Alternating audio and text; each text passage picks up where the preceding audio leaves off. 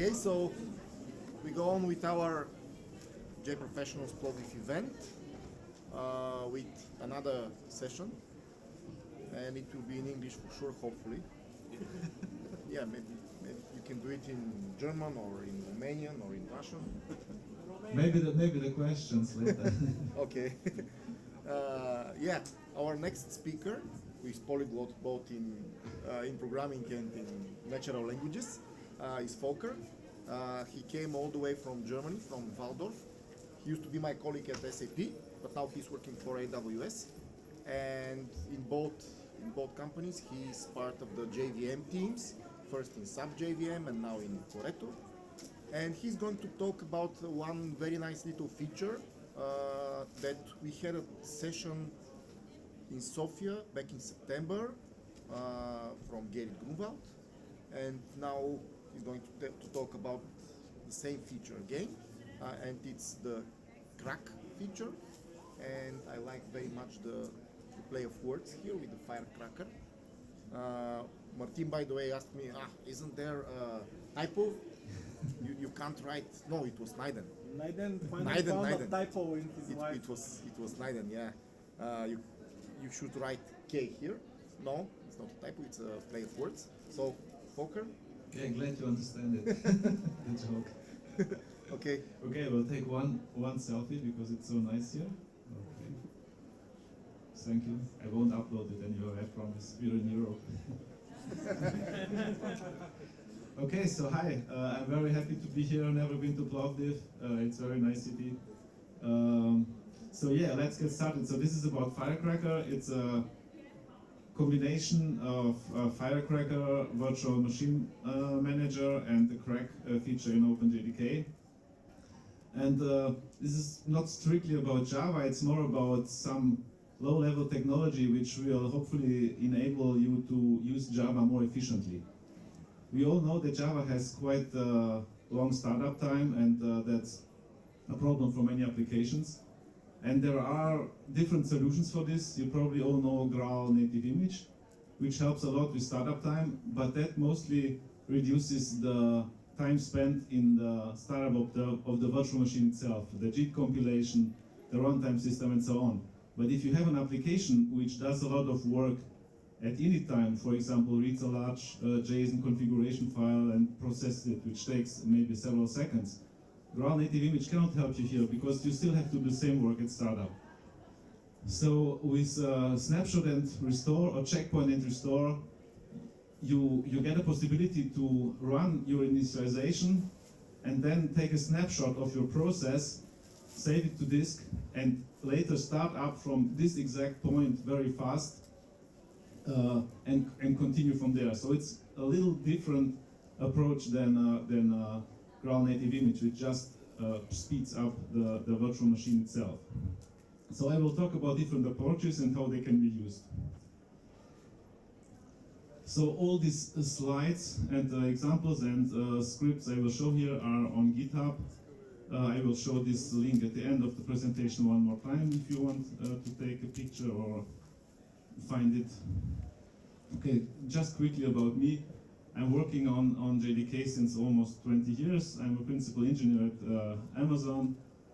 I'm an OpenJDK member, committer reviewer, representing Amazon in the Java community process. In the past, I worked on SAP JVM and Submachine. I worked on PowerPC and AIX ports. I was GCP expert group member and board member. So let's get started with the real meat now. So what is FireCRaCer? That's a minimalistic virtual machine monitor. It's KVM backed, and the thing about FireCRaCer is that it's really very fast. We will see it in the example. It can start a virtual machine like Linux in less than 200 milliseconds. The way how it achieves this speed is by only supporting a very limited set of devices. So basically block and network devices. They are both virtual I/O devices. It has a vSock device and a serial device. That's all, no other devices. It's using REST-based configuration, and it's completely written in Rust for speed and security reasons. It is based on the CrossVM project from Google. It's basically a fork of that. but later on, the two projects like FireCRaCer and CrossVM, they decided to build a new project called Rust Virtual Machine Manager, which is like a base layer of these two projects now, and which contains like the foundation for both of these projects. It's all open source, Apache 2 licensed, and FireCRaCer has some more interesting features like a micro VM metadata service that's basically a way to communicate between host and guest operating system without the need of creating a network. So that can be used, for example, you can imagine it like a shared JSON database, and you can use that, for example, to easily configure the guest, because the guest is like a complete isolated virtual machine with its own kernel, so you cannot easily communicate otherwise between host and guest. And FireCRaCer supports sandboxing. Additional to the isolation provided by KVM, it additionally supports running the FireCRaCer process itself in a C group, in a change root environment with seccomp filters and so on. So here, a graphical overview of what I just told you. So you have in the lower level, you have the host kernel with KVM support, and then on the host user space, if you start FireCRaCer process, that's like a single process in the user space, and this process will start a new thread for each virtual CPU. So if you configure a virtual machine with 3 CPUs, it will start 3 threads for each CPU. It will start a virtual machine manager thread, which manages I/O and devices, and then a very low-level API thread for the communication, for the REST communication with the host programs. And then on top, inside this FireCRaCer process, you start the guest kernel, and like Linux has VirtIO support since I think kernel 2.7 or so, so that's standard VirtIO drivers, and they will be served by this virtual machine monitor thread and routed to tap devices for network devices, and to block devices or files for the VirtIO block devices. So you can either use pure block devices for files to hand files to the FireCRaCer VM, or a file, but the file is treated as a block device from the guest perspective. So there is no single file system support in the FireCRaCer VM itself. It handles everything as block devices. Again, that's for security reasons. And then in the guest kernel, in the guest user space, you can run whatever programs you will run as well in other environments as well. And then you can, FireCRaCer has very low overhead. It's like a megabyte or so, the whole FireCRaCer process. So you can basically start thousands of FireCRaCer virtual machines. It's the same like with Docker. It has not much more overhead. You can start thousands of them. You're basically only limited by the amount of memory you have on the host. Okay, so let's go to a quick demo. So here I will start a FireCRaCer process now.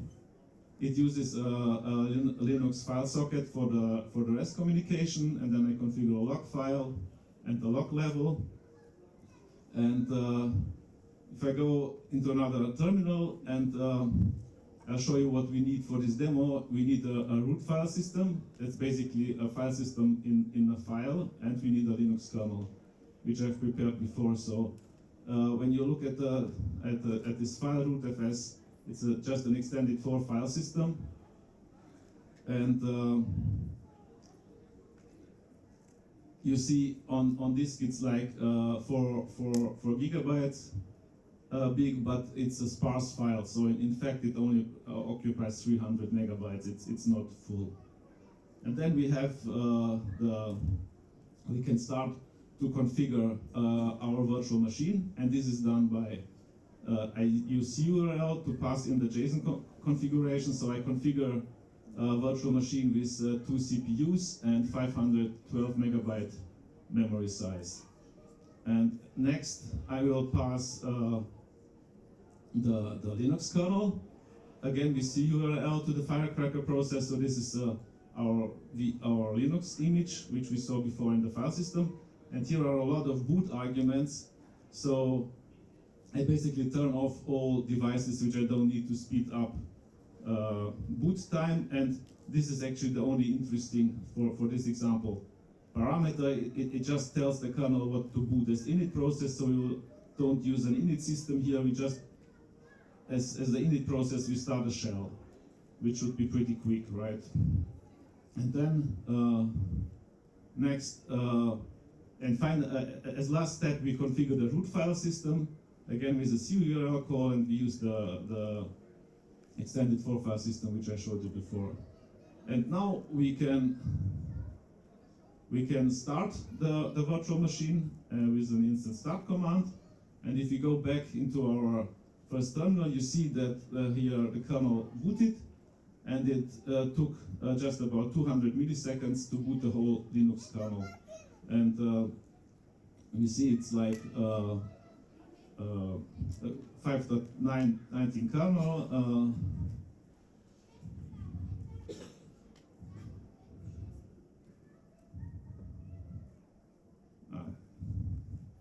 Let's do it this way. It doesn't even have a proc system, but this is like a two CPU virtual machine now. And we can now, if we exit from the shell, you will see the kernel will stop, and the virtual machine is finished. So that's basically how FireCRaCer works. So small comparison between FireCRaCer and Docker. Like FireCRaCer, as I told you, is a full KVM virtualization, where Docker is only C group and namespaces isolation, so different Docker containers run on the same kernel, whereas each FireCRaCer instance has its own kernel. FireCRaCer VMs are completely isolated, and that's good for security reasons, but it's bad for sharing. So the nice thing about Docker is that you get copy on write page sharing. If you start like 10 Docker containers from the same image, because they run on the same kernel, all these Docker instances can do page cache sharing on the kernel, which means you can save a lot of memory for read-only pages, for example. This is not the case for FireCRaCer. Even if you start several FireCRaCer instances from the same image, they will be treated transparently by the kernel, and the host kernel doesn't know that the guest kernel uses the same pages. And once a guest has touched a memory, like as before we configured FireCRaCer images with 512 megabytes of main memory, once the guest kernel has touched this guest memory, even if the memory is freed again in the guest, the host has no chance to know that, and it will always has to assign 512 megabytes to the guest. And you need special techniques, like for example ballooning devices, which allow the guest kernel to communicate back to the host kernel which memory is not used anymore. Yeah, so FireCRaCer more secure, Docker more lightweight. FireCRaCer has snapshot support, which we will see in the next example. So it means you have the possibility to snapshot or checkpoint the whole VM image, the whole FireCRaCer image. That's the kernel and all processes running on this kernel. With Docker, you can use checkpoint and restore as well, with the so-called CRU library. That's checkpoint and restore in user space. That's a standard Linux kernel feature, which allows you basically to checkpoint a single process. So for Docker, it will checkpoint all processes running in your Docker C group. But yeah, please. What about the networking between the virtual machines? In Docker, you have embedded networking, like you can make networks and connect containers. How about the virtual machines? Yes, so I mentioned before, so FireCRaCer uses tab devices, that's virtual network devices, and you can configure a arbitrary number of tab devices and communicate between host and guest over this network device or between FireCRaCer instances. We will see that in the next example. Yes, so by the way, if you have questions, please raise a hand and I try to answer them quickly. If it takes too long, we can postpone after the talk. So now I come to CRAC and CRIO. So CRAC is the coordinated restore at checkpoint. That's an OpenJDK project currently. It hasn't been committed to any release until now. And it wants to achieve basically two things. One, and that's the more important for me one, is to create a standard checkpoint and restore notification API. because while it's possible to checkpoint a process or a whole VM and then restore it again, there are some subtle semantic problems, mostly related to state. Think about, you have an application which writes to a file, right? To a log file, for example, and then you checkpoint it, and then you restore it 2 times. You basically clone it. Both clones will write into the same file, right? And you will get garbage. So you need a means to communicate to your application that it will be checkpointed and that it was restored. And this functionality is currently not existing in Java. So that's why the Crack project proposes a very simple callback API where an application or a library can register for checkpoint events and for restore events, and then it can react upon it. For example, close some files or sockets, or wipe out some secrets, like secret keys or something, and then recreate them on restore. And because this is currently only a project and not an official API, they created so-called the so-called FireCRaCer wrapper, which is on Maven. You can download that and develop your application against org.crack. And org.crack is basically a wrapper for either JDK crack, that's the module in the crack project for the support. Once that gets hopefully standardized, it will be in javax.crack, and it's also possible to hand over your own custom implementation to the FireCRaCer library by the help of this system property. So basically you can start today to make your application checkpoint and to start aware by programming against FireCRaCer, and then no difference are you running against the crack enabled JDK or not, you can, it will always work. So the second point of the crack project is to make the JDK itself snap safe. So that means the VM and the core libraries. As I said, the core libraries, they might, for example, have a cache for SSH keys. And you don't want to clone them, for example. So you have to change that. You want to restore the time on restore, because if you checkpoint your VM and restore it after a day, you want not to have the actual date, probably. And there is a lot of this resource management stuff which has to be handled. It works pretty well without. We will see that you can run some simple examples, or even like you can run Spring or other applications without changes. But yeah, it's better to make not only the application but also the JDK checkpoint aware, and that's the second goal of Project Crack. And the third goal is like to integrate with a concrete, with a real checkpoint and restore mechanism. And currently, Crack uses Creo for that. That means the Crack project uses the Creo library to checkpoint the Java process itself, and only that. And that comes with some issues, as we will see. And as I told you, checkpoint with Creo is checkpoint and restore in user space. So yeah, how do you use FireCRaCer? You basically import context current resources, and then this is like a Spring component. I'm not very familiar with Spring, I just copied this together. You probably know more about it than me.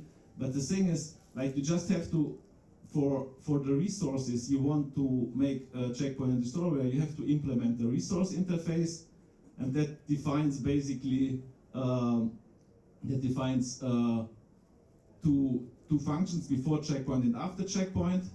And in the constructor of this component, you call core get global context, which depending on which implementation of Crack you are running, will get you the context of the JDK, and you register yourself, and then your callbacks for before checkpoint and after restore will be called when the JDK itself receives this request. So it's basically very simple. So here I just log the things to standard out that we see that the callbacks get called.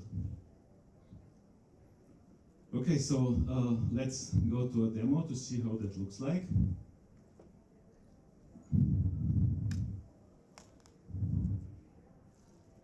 So this is now a crack-enabled version of JDK 17. That's the current implementation version of the crack project. And I start now Java, and I say crack checkpoint 2. That's the directory where the checkpoint will be stored, and I just start my pet clinic application, right?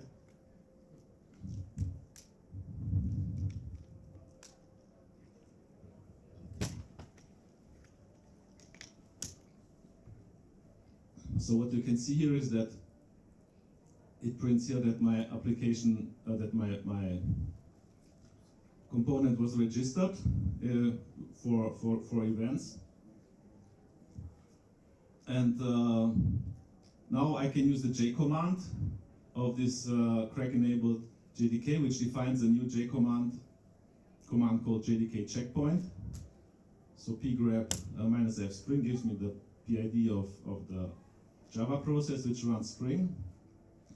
And now when I go back to this other window, we can see that indeed the before checkpoint callback was called, but instantly thereafter the after restore, and the VM is still running.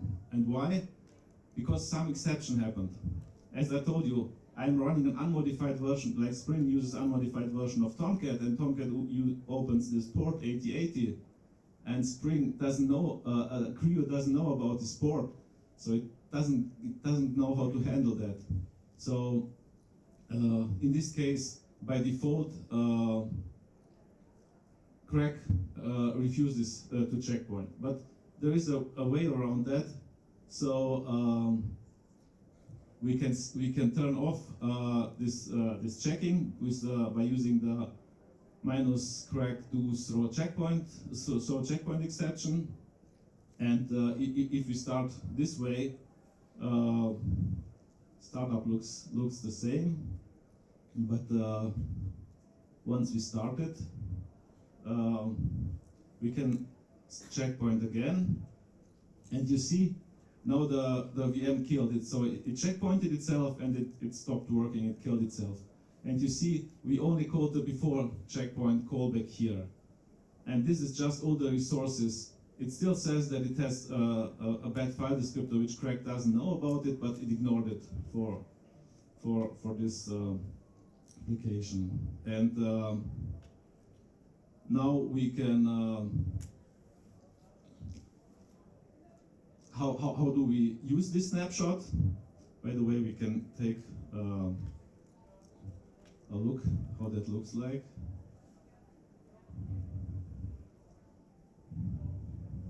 Sorry. So if you look at the crack directory, you see a core file for each thread. So our Java Spring application had like this many threads, and this is basically the physical pages of the process which got stored to a single image file, and then you have various other configuration data which Creo stored for your process. And now we will restart. We can start Java and say restore from this directory, and you see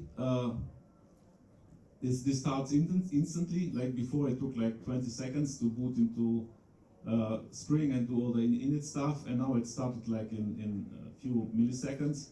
And we see that our restore callback was called. Yes? And does it still run on the open port that was previously open? Yes, it still runs there. We can check that by using CURL, and you see you get a 200 back. So it's still running on this port. And how is that working when it didn't know how to do that for the Tomcat server? And so Creo itself has some restrictions. So for example, it needs to restart the process with the same process ID. For example, in the case if another process would have run with this process ID, it wouldn't have run. And it also tries to restore the socket with the same address. But it's not guaranteed that it's work. That's why it's better to handle it in Java to be sure it will always work. So in this simple example, it just worked. Yes? Yes? Okay, thank you. No, just... Yeah, that's a question. Ah, Oh, sorry, sir. I noticed that the callback was the second thing that was locked. The initial thing was something from the connection pool. So when does the callback get called? Does yes, you're completely right. So it's unfortunately it's currently not really defined because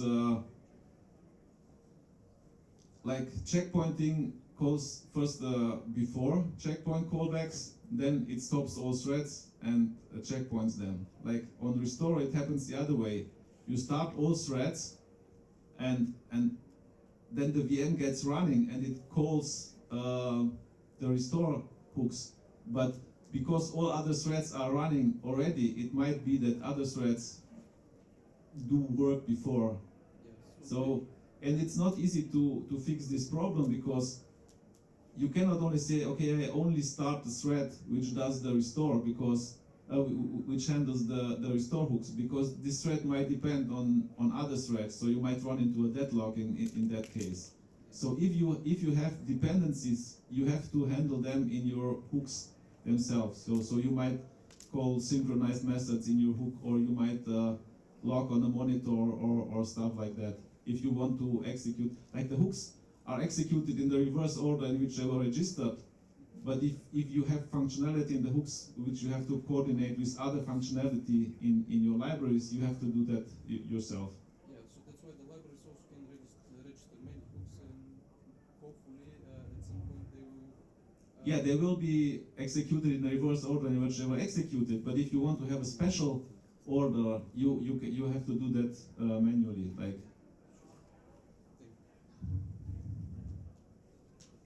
So there is another functionality in the Crack project currently, because as I told you, it currently only supports the Creo checkpoint and restore engine. So for testing, but also very handy for our later experiments with FireCRaCer, is the so-called POS engine, which is part of the Crack project. That's basically an anti-implementation that will do all the work, call the callbacks, but then just stop all the threads and wait. It basically brings the VM to a safe point and then waits for input. So if you run it this way, again, the VM will be started. You see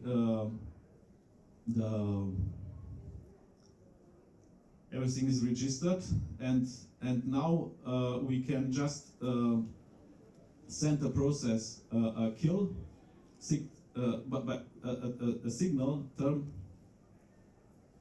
Min signal, and if we do that, oops. Yeah, I don't know what it. So you see, again, it calls the before checkpoint hook. It does all the work, but no, this shouldn't happen.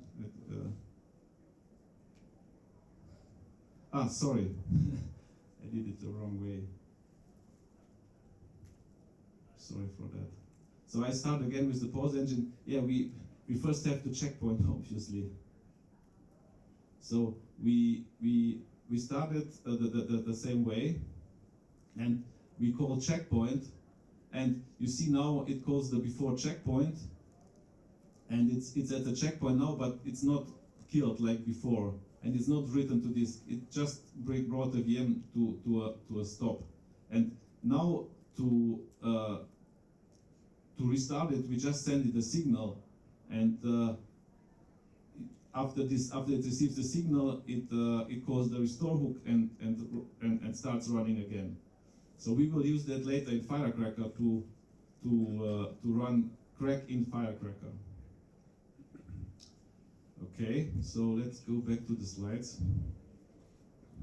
So what is FireCRaCer now? Display of words, combination of the FireCRaCer virtual machine monitor and the Crack OpenJDK project.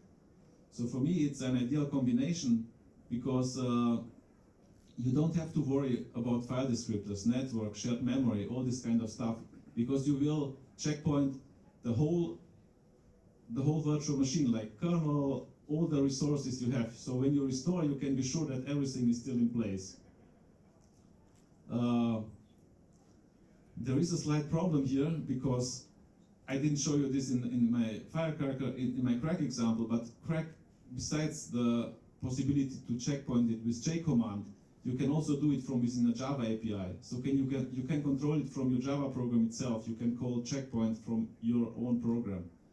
That's obviously not possible with FireCRaCer because you're running in an isolated virtual machine. You cannot somehow tell the guest that it should stop you. That would be a security breach if you could break out of your virtual machine. So you have to think about other ways how to trigger this, and this can only happen from outside, not from within the Java virtual machine. But it's almost the same speed like with crack, although you have all this security, additional security and additional boxing. But again, no copy on write. Again, you have to need with FireCRaCer ballooning if you run it on higher scale, or same page merging. That's another kernel feature which can merge on the host pages which have the same content. It's often 0 pages filled only with 0, but also in the case you run, for example, 100 FireCRaCer instances in there, they all run the same JVM. They all run the same libjvm file, which is like 20 megabytes. So, as I told you before, the host kernel doesn't know that it's the same file, but the same page merging mechanism in the host kernel can detect that these pages have the same content and can merge them into one page. Obviously, that also costs CPU. It's a little bit like transparent huge pages. You have a daemon running and you pay the costs for that. So there is no free lunch. So let's see how the FireCRaCer demo now looks like. I don't want to show you all this JSON configuration anymore, so I wrote a shell script which basically just configures the VM as before and starts it. Starts Spring. Now we don't just call bash in the FireCRaCer instance, but we just call Java with our Spring application. And again, this is an unmodified JDK, so this is not a crack-enabled JDK. You see it still registers the hooks, but they will be empty. They won't be called at the checkpoint. And you see we can call curl. You see that it works. And we can now, again, this is my script. In fact, this would be another curl command. Instead of instant start, it would say instant snapshot. So I do this all from within the script. And you can see now you get this message here in that snapshotting is still a preview feature, but it works decently well, and it's actually already used productively in Amazon Lambda for their snap start functionality. In this case, it took a snapshot, but the virtual machine is still running, so we have to kill it. And now again, we can take a look at the snapshot directory. You see, it's much smaller than for Creo, and basically this was a VM with 1 gigabyte of native memory. And again, if you look at it's a sparse file again, so it only occupies like 370 megabytes because our Java process just uses as much, and we don't have much more inside than the Java process. Okay, so now we can restore from the snapshot. It's similar to crack with Creo. We just say actually my shell script execute again. You see it executes FireCRaCer, and then instead of passing through JSON a configuration for CPUs and memory and root file system, we just pass over the location of the snapshot. And you see it took like, how many is that like six milliseconds to restore. So again, it's very quick, and you see serial is still working. And what we can now do, we can start a clone, a second instance. So again, we have the network issue, right? If you start a second one, it would listen on the same thing, but on the same port. But we can use network namespaces to start to use tap devices with the same IP address in different network namespaces. So here I restart the snapshot in a different network namespace, and this requires root access to create a network namespace. So you can see what this shell script actually does. It executes IP net namespace exec fc0. So it executes the FireCRaCer restart in a different network namespace.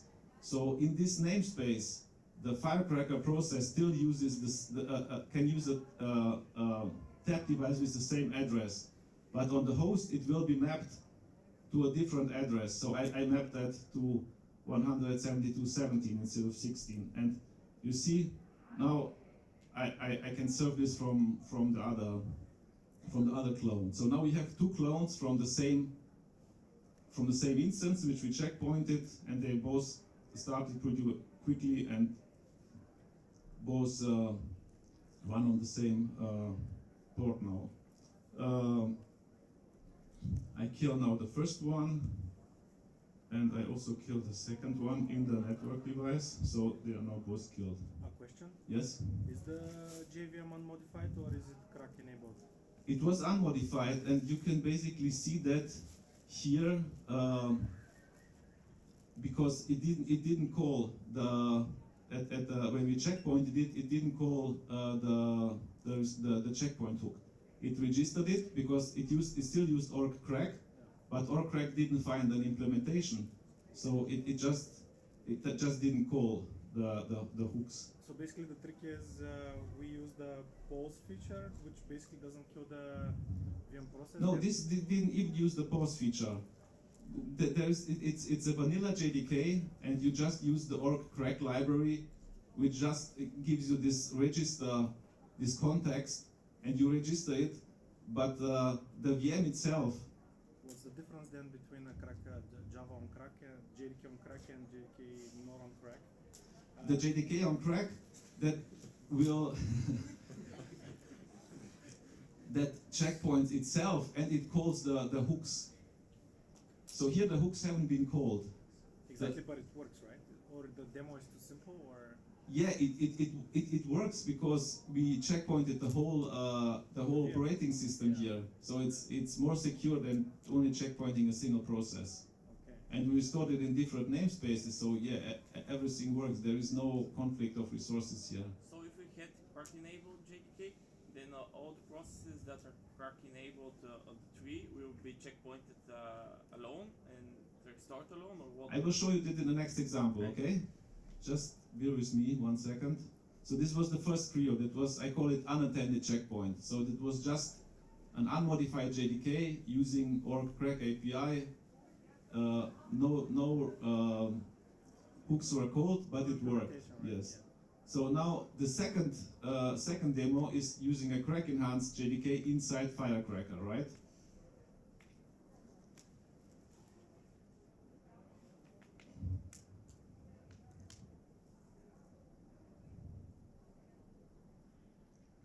So we use the same script here, and we use now crack enabled JDK, and we tell him to use the pause engine, what we did before, right? And when we start this,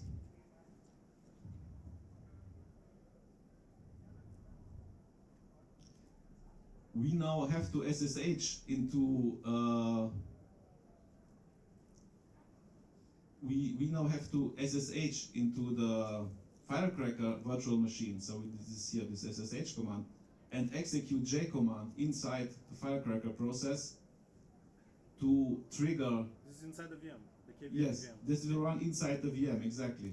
And when I execute this, you see that now the hooks have been called because it runs the pause engine, so it didn't really stop the VM, but it called the hooks. So the VM is basically frozen.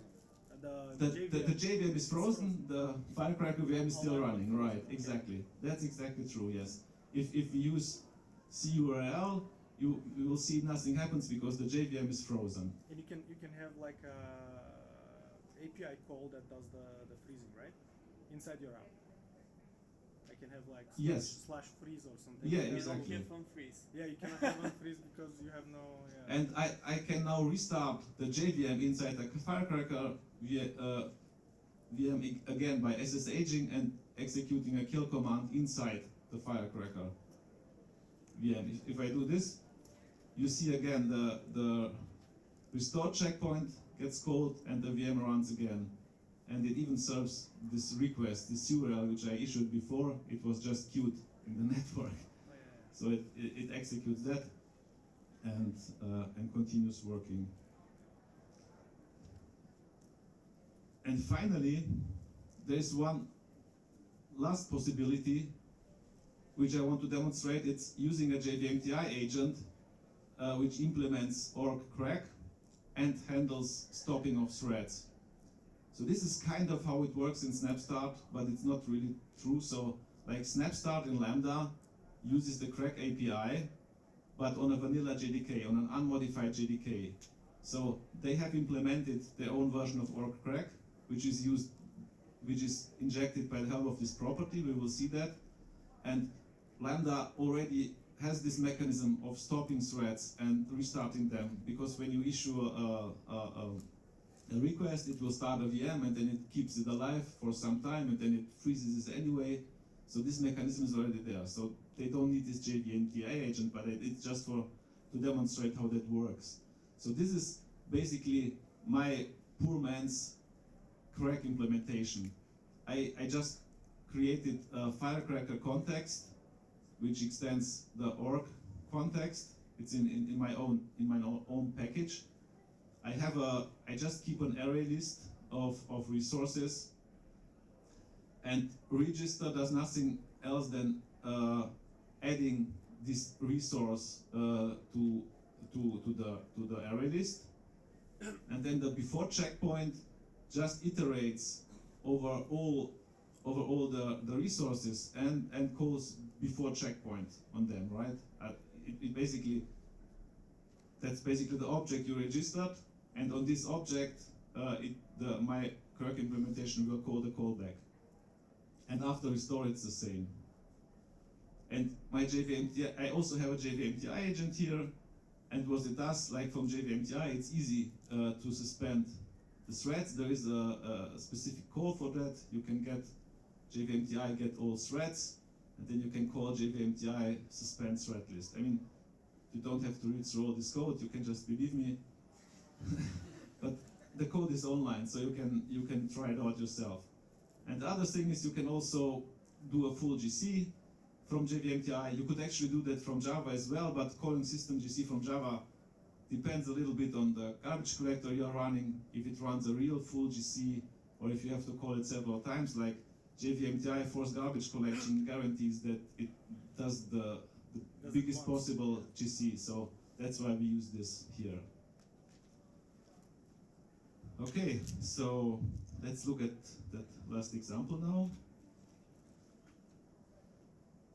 So now we use a vanilla JDK, right? No crack in extensions.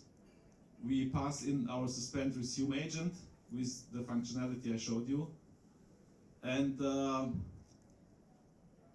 we tell the FireCRaCer library, the generic FireCRaCer library, that we want to use the crack implementation, which is in this agent jar file. So again, we start the VM. But remember, now there is no this JDK is not crack enabled, so we cannot use J command. So what I've done is in this agent, I just start a socket, and I can just now telnet into this socket. So you see this is basically the IP address of the FireCRaCer image, and 1, 2, 3, 4. That's just my port where my agent is listening, and I can now say suspend. I mean, it's very simple protocol, but like now from within my agent I call like my simple crack when it calls the hooks. It forces the garbage collection, and it suspends all the threads. And for this you don't need, as I say, you don't need modification in the JDK, but it still kind of emulates what you do instrumentation or code rewriting. But you could do that with a bytecode instrumentation agent, yes. So this agent only opens a port and stops the thread calls GC and triggers the calling of the hooks. But yeah, you could basically insert hooks by instrumentation, yeah. But you have to know very well what you will be doing. Yeah. Have to do it. It can go very wrong. Yes. So now the process is stopped, so CURL won't work. So now we have to telnet into the thing again, and then we call resume. And you see, like now the threads get resumed, the hook gets called, and the queued request gets executed, and basically it worked. I will kill. A question? Yes. The two demos, one like on the slide 1 and 2. The first one has unmodified JDK inside KVM, and it works. Yes. Basically, it works. And But then- you have no hooks at all. Yes, and like, what's basically the difference between 1 and 2? Like, why do you need correcting about JDK? So as I said, the first one has no hooks at all. It just runs a JDK and it freezes the whole image and K-image and restores it. And if it works, you're lucky. If not, you're out of. You cannot do anything. Like the second one, which use the crack API, which use the crack JDK. There you can use the hooks, and you, as additional benefit, you get the instrumented core classes from the crack JDK. But if you manually suspend the Java process, if you just stop the whole KVM, it won't propagate the suspend to the process, right? Because you are doing like J command, yes. J command to stop it. But if you stop the KVM, Yes, you have to do that in the right order. Yes, you have to first use J command to trigger the snapshotting with the pause engine, which actually only executes the hooks because we use the pause engine. We didn't really use Creo inside FireCRaCer. But as I say, you have the hooks in your application and in the core classes. And in the last example, again, we used an unmodified VM With an agent. with an agent. Yeah. We didn't get the instrumentation of the core classes which are in crack, but at least we can do the hooks in our application classes. So that's the difference. Like the first one was no hooks at all. Second was hooks in core classes and application, and third one was unmodified JDK, but hooks in your application classes. what I would find useful would be if I have a virtual machine inside, then there I have this Java application, and someone stops the virtual machine. It would be very useful. Instead of just stopping and resuming the state, propagate this stop call to the Java process. Yes, that's actually something we are working on. Currently, it's not easy, as I told you, to communicate from the host to the guest. So what some colleagues are currently working on is a so-called sysgen ID device. That's something introduced by Microsoft, which tells the Microsoft kernel when it was, I don't know how it's called in Microsoft, I think it's suspend or hibernate. If you hibernate your Windows and restart it, then there is a device which always increments a counter. So you can write an application which polls on a file descriptor, and always when it sees a change there, it knows, oh, now I have been restarted. So with this, you can at least call the restart hooks. And currently some colleagues are working on such a device for FireCRaCer, such that when you suspend, it will first do some changes on this file descriptor. So when you poll inside the FireCRaCer image, you poll on this file descriptor, you get the notification that you're about to suspend. And then you can do some work. And the same for restore. Until now it's manual, you're right. So it would be nice to... And you will be limited for the time to do this work, because otherwise you can prevent from stopping the VM, right? That's exactly the problem. You want to have full control from the host, right? If you say suspend, you actually want the guest to suspend.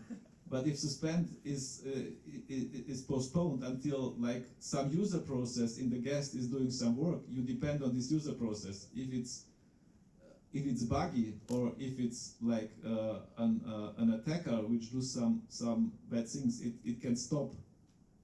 It can stop from within the guest some action from the host, and you don't really want that. So it's about the control, how you handle that. So I think we're almost out of time, but I was told to keep you for some minutes until the lunch is ready. Don't worry, don't worry. So bear with me. I mean, until now I always show a lot of command line, and though not everybody likes it. So I prepared for this talk, especially prepared some GUI demo. So I hope you will like it. But before I show you the GUI, you still have to listen to some more deep system stuff. Just one question, Volker. Yes. On FireCRaCer, you skip the class loading process, right?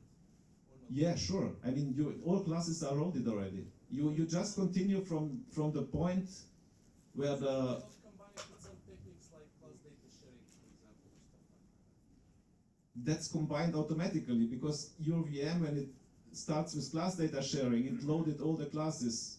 If you loaded all the classes before checkpointing, it's no different if you loaded them from class data sharing or without.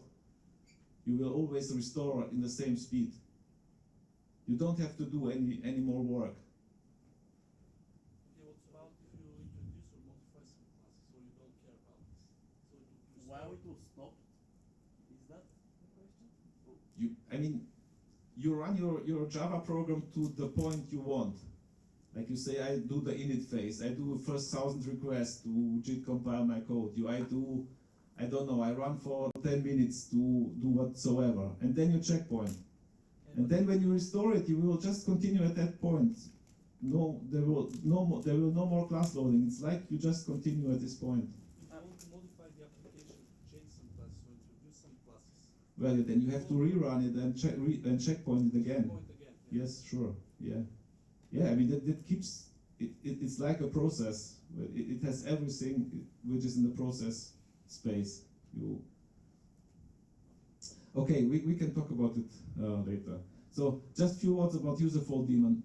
That's a technique where, like in Linux, in all modern operating system, your process uses virtual address space, right? So you can reserve some address space, but you only get physical pages when you really touch this memory, right? And every time you touch a page which hasn't been used before, this generates a trap or a signal, and the kernel will page in this memory. And this is a task of the kernel. A user fault daemon allows you to hand over this task to user space.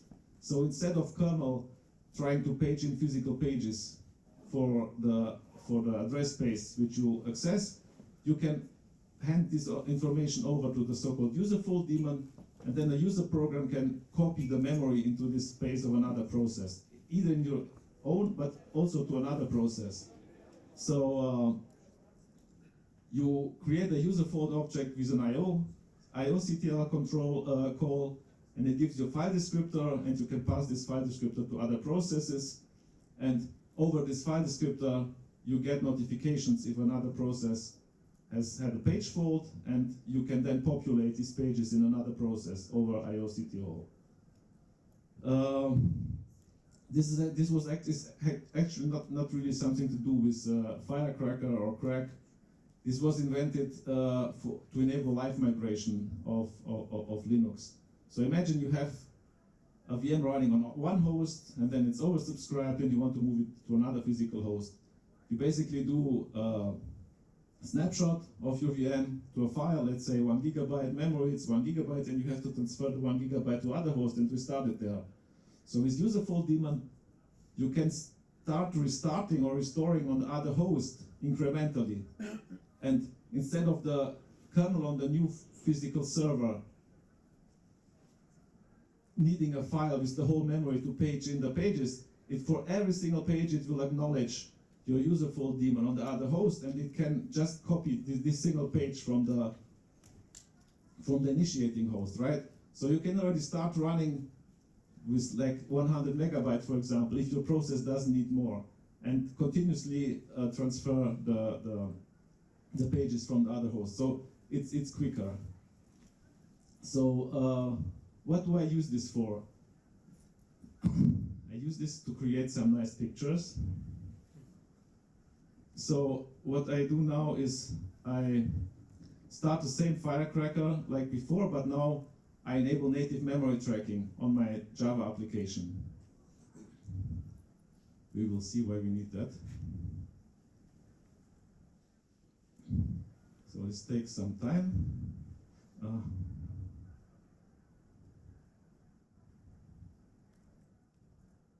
Yes. And now I do it one more time. So what I do now is I SSH into the FireCRaCer and call again jcommand on the process to get native memory tracking details. Native memory tracking, I don't know, who knows what Java native memory tracking is? Really nobody. You should really know that. That's a nice feature of JDK, which gives you an overview of which components of the Java virtual machine use which parts of native memory. So, like, you probably then, if you don't know native memory tracking, you probably know GC heaps, right? Heap dumps. You can analyze heap dumps to search for memory leaks. But sometimes you don't have memory leaks in the Java heap, but you have memory leaks in native memory. And the JVM uses a lot of native memory for compiled methods, for metadata, for class loading, for I/O buffers, and all kind of stuff. And sometimes you look at your process, you see you have, I don't know, 1 gigabyte heap configured, but your process consumes like 10 gigabytes native memory, and you don't know what to do.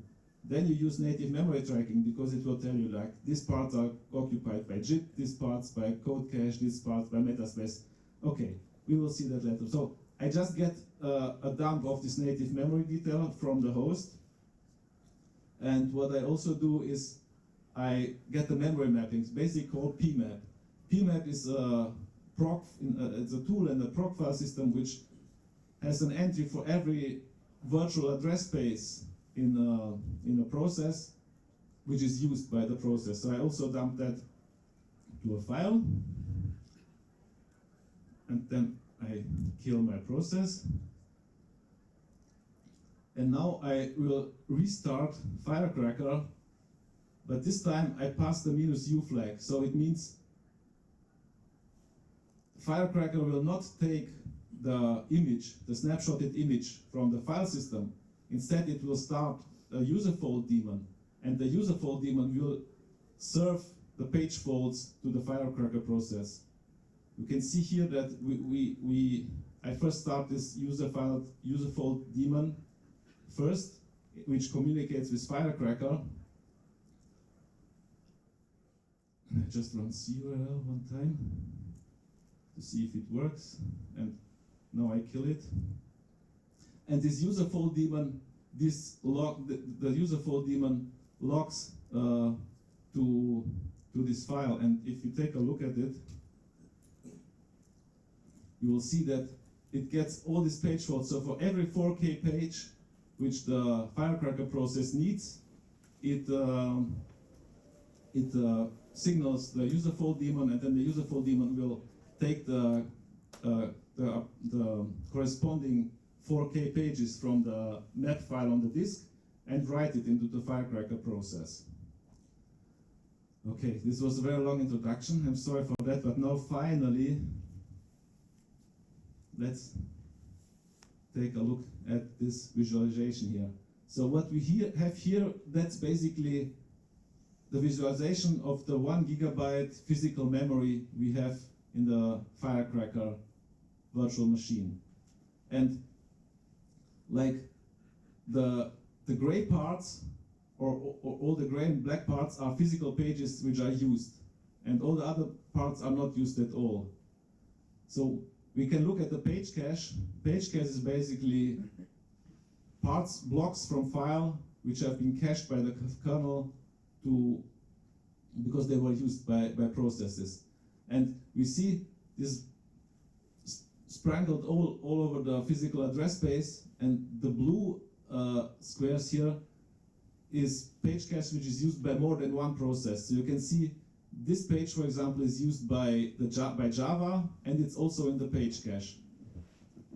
Black ones is just in the page cache. So that might be you read from a file, so it's cached, but then no active process is referencing anymore. But if you read it again, it's still in the page cache.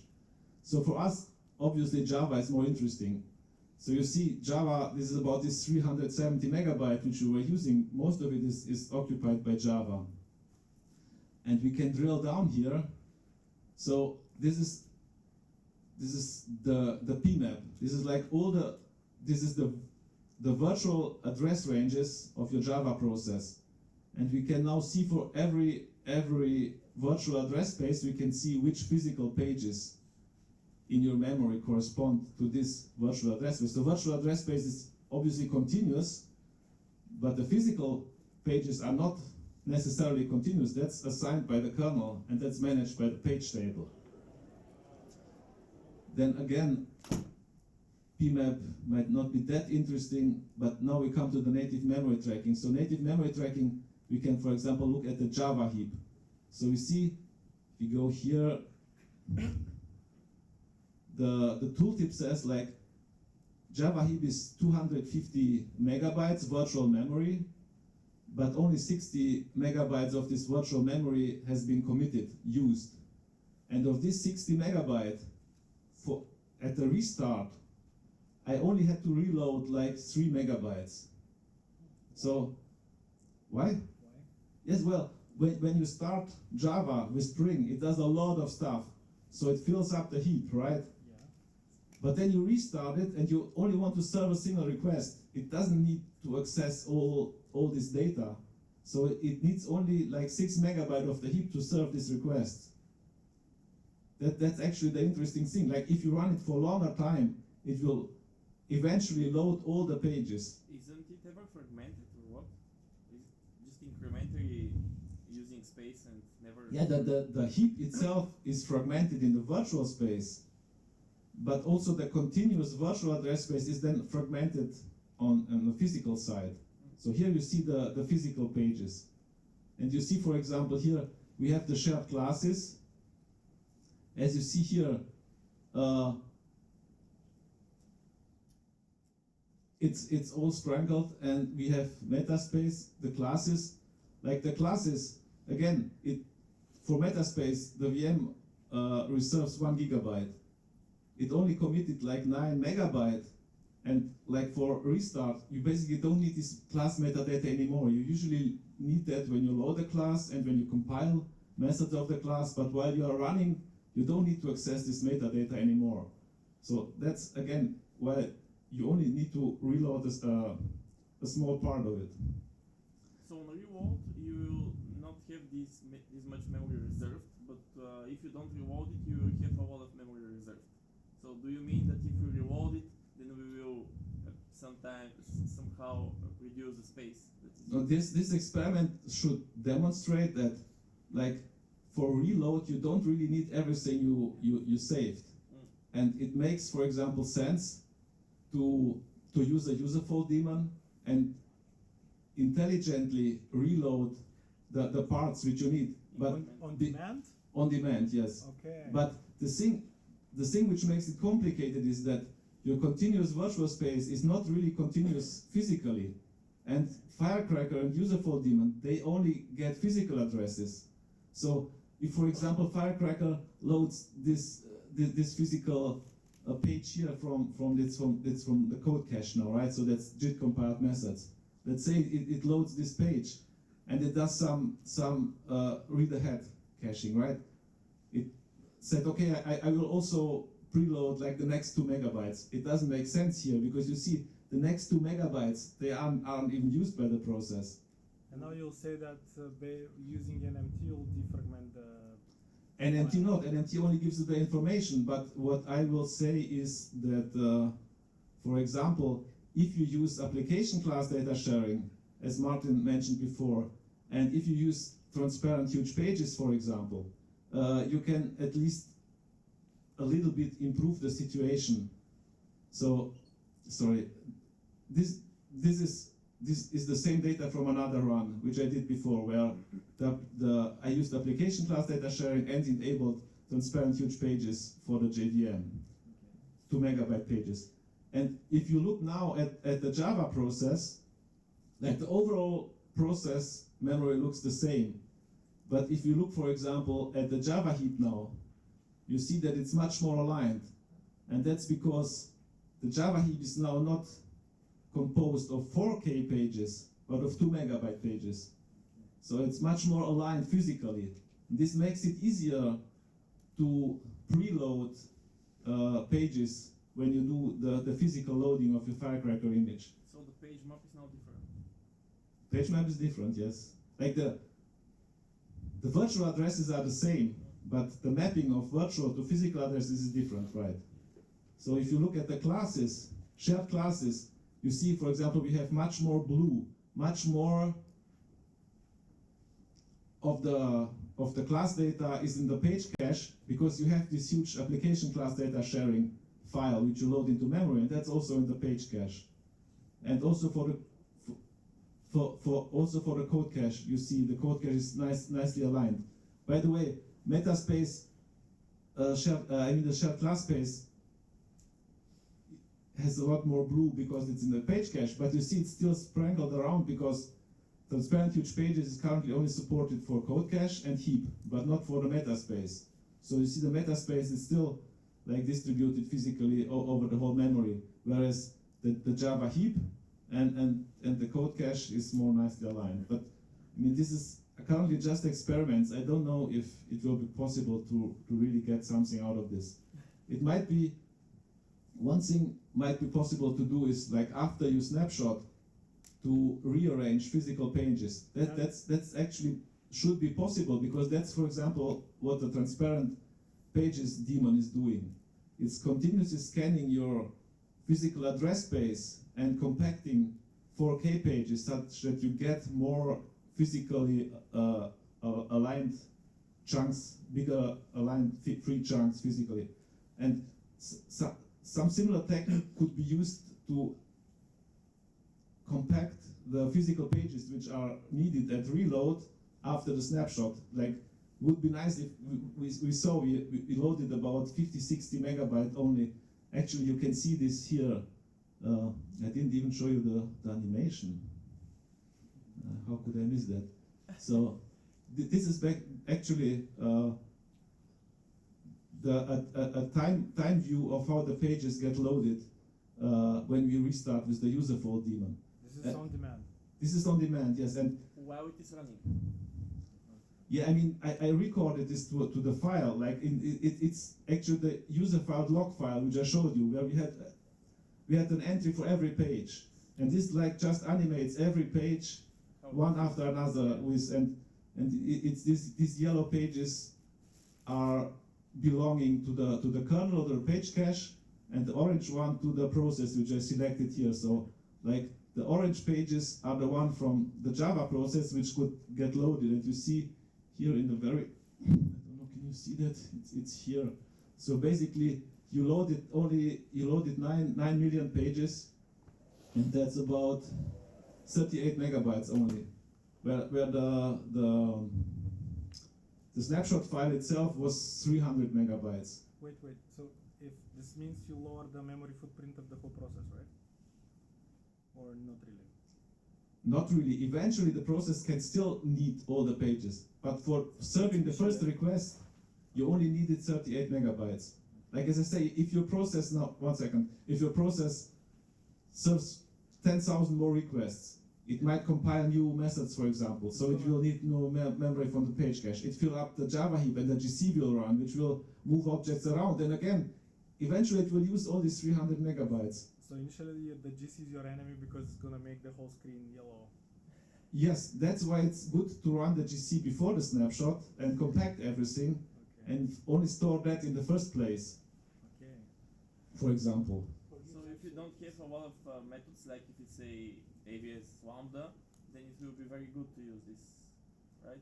Because you will not ever spread out to these 300 megabytes or something like that. Is it? Sorry, I didn't get it, but let's take him a question and then, yeah, we can discuss later. What's I your was question? going to ask, how does it decide what the initial demand would be? Does it look at like the incoming queue on the network or something?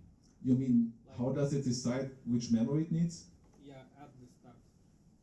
Well, I mean, FireCRaCer, that's like a KVM monitor, right? So KVM just restarts your kernel.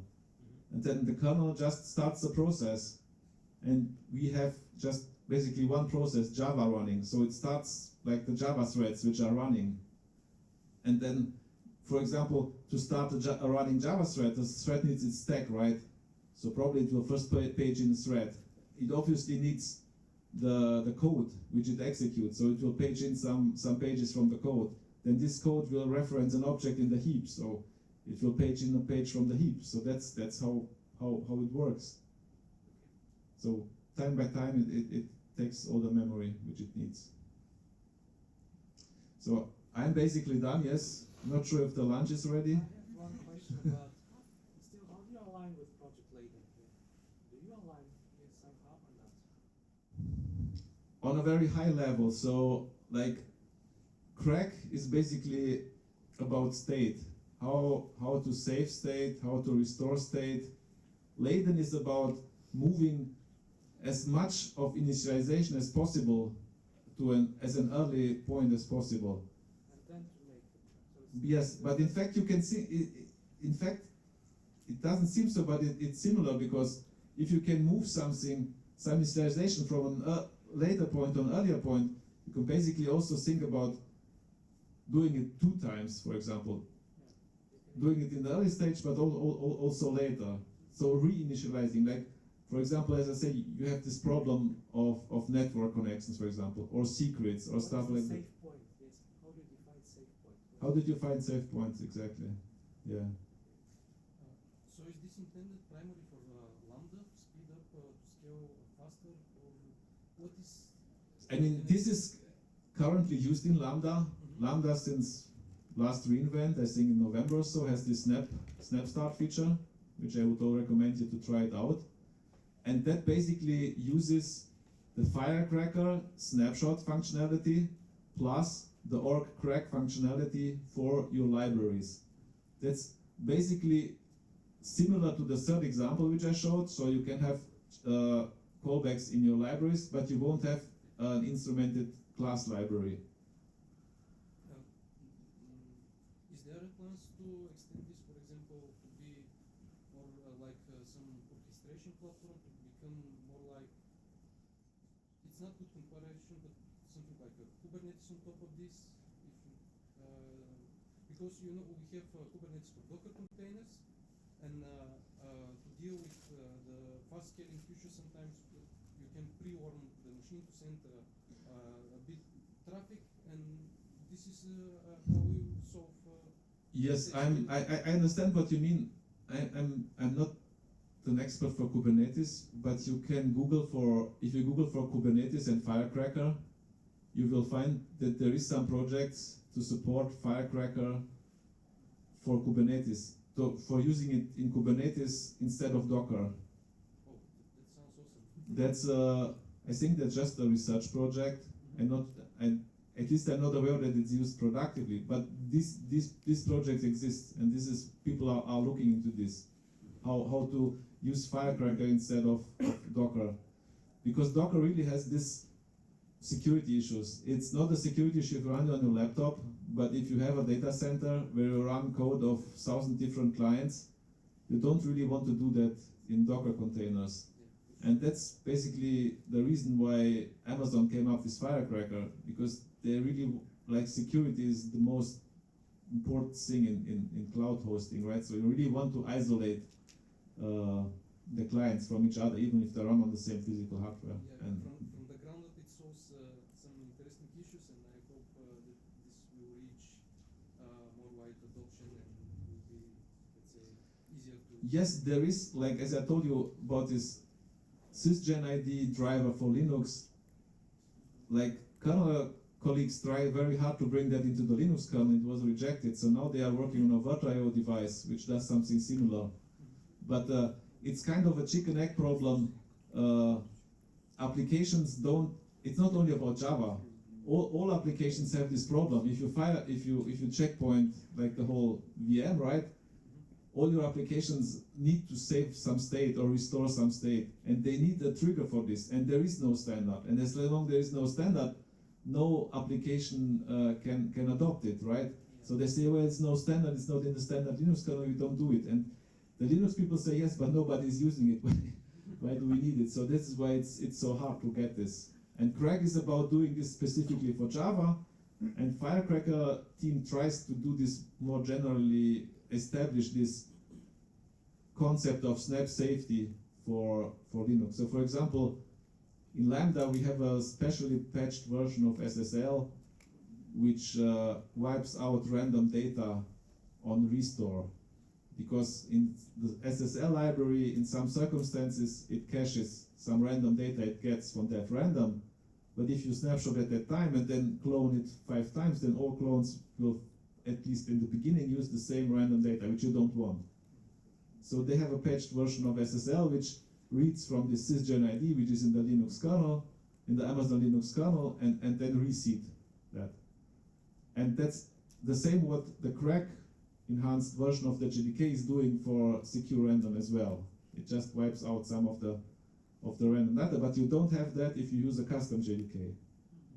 The chance that you get reusing is very, very small, but it is there. So that's why this project exists and is working on changing the libraries. Do we expect to have a Crack API soon in the OpenJDK? Marco, Okay. we gotta go to lunch. Okay, man. so Volker will be around here for the Yes. whole day. You can ask your questions. Thank you so much for staying so long with me. I think it was very easy. I really appreciate it. Thank you. Yeah, and now time for lunch.